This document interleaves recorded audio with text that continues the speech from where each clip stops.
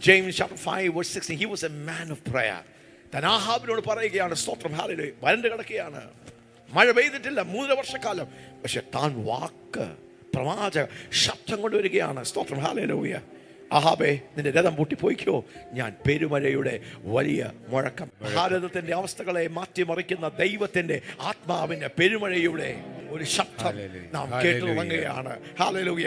പരിശുദ്ധാത്മാവിന്റെ ആത്മമഴയുടെ, പരിശുദ്ധാത്മാവിന്റെ മഴയുടെ മുഴക്കത്തിന്റെ ഒരു ശബ്ദം 2026 നാം കയറി നിൽക്കുമ്പോൾ, ദൈവരാജ്യത്തിന്റെ ആധിപത്യം എടുക്കാൻ ജനം പഠിക്കുമ്പോൾ, തീയിറക്കിയാൽ പൈശാചിക ഓൾട്ടറുകളെ നാം തകർത്ത് കളഞ്ഞാൽ, if we confront the principalities and powers, demonic principalities and powers, if we break the demonic altars, the heavens are opened for a revival, for an outpouring. യേശുവിന്റെ ഊരിൽ നടക്കട്ടെ.